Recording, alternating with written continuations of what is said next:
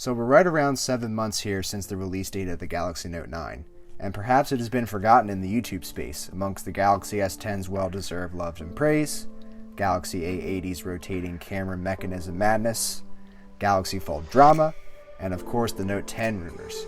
But aside from all the noise Samsung has been creating in the smartphone market here in 2019, is Samsung's Note 9 still worth talking about approaching the middle of 2019?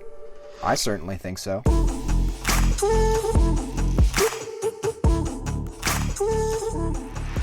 The biggest thing that drew me to the Note 9 was its incredible 6.4-inch AMOLED display.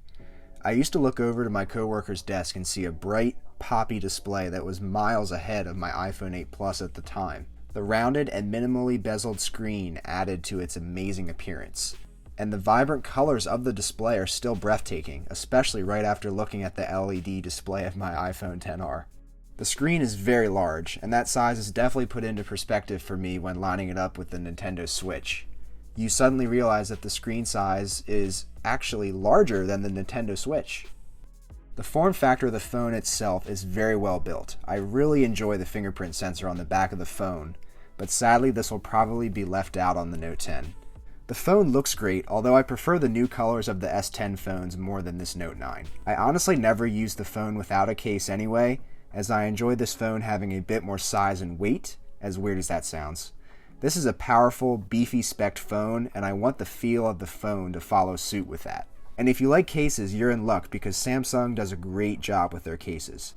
My first case here actually isn't a Samsung, but simply a no-name brand charging case. I was surprised at how slim the case felt in the hand, and it still allows for full functionality with the Note 9, including easy S Pen access. Now back to the Samsung cases. The rugged Samsung case has been my favorite by far. It has saved me on a couple of drops, and the kickstand is implemented perfectly. The Samsung LED folio case provides a great look, but that is as far as I will talk about it because my case doesn't seem to be working anymore. That's what I get for buying on eBay. Now, instead of talking about more specs on a 7-month-old device, I want to simply go through a bunch of things I love about the Note 9 and reasons why I have stuck with this device. The Samsung One UI update has been a great experience overall on the Note 9, and I am sure that part doesn't change much whether it's being used on the Note or the S line. I turned on dark mode as soon as I updated and haven't gone back since. It is so satisfying to read and send text messages in dark mode, opposed to the bright white screens I've been looking at forever between iPhones and Android 8.0. I've really enjoyed using Good Lock to further personalize and improve my experience with the device, especially with the use of accessing apps straight from the lock screen. The Bixby button being remapped certainly made this phone better, as all of the buttons on the sides of the phone are now useful. There have been rumors though of a buttonless Note 10, so if you like buttons, then the Note 9 might be your go-to. The overall amount of functionality of the Note 9 never ceases to amaze me. Anything that comes to your mind can probably be done by this phone. No limits. The longer you play around with the settings and features, the more you appreciate the device. Like a double press on the sleep-wake button for opening the camera, or removing the navigation bar at the bottom of the phone and using swipe gestures instead to save some screen real estate. I could go on, but this video would turn into a Samsung One UI video instead of a Note 9 review. So back to the Note 9 itself and what makes it stand out. The S Pen. The S Pen has been huge for me. Again, you could learn something new every day that the S Pen is capable of doing. But there are a few things that I have stuck to which I enjoy using every day.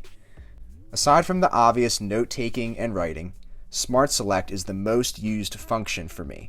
I love being able to crop part of the screen and send it off to someone in a text. I also use the highlighting feature a lot, which can be used by simply pressing the home button on the pen and dragging across text on your screen.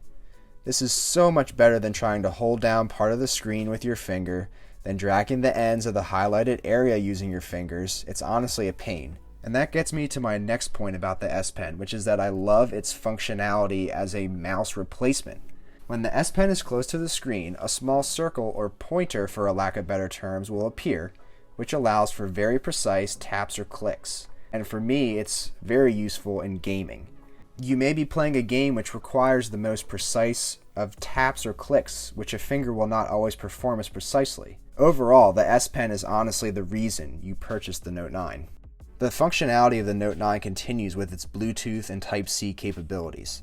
Obviously, you can seamlessly connect the Galaxy Buds to the phone, but you can also easily link up a Bluetooth mouse to your phone. And just for the sake of demonstration, I plugged in my mechanical keyboard to the Note using a USB-C converter, just to show again that you can do literally whatever you want with this phone. And that is why I have stuck with the Note 9 and continue to love to use it every day. Now, the phone checks all the boxes for flagship features, of course. The speakers are good, the battery life is never a concern considering its size and the phone's quick charging capabilities. The camera is great.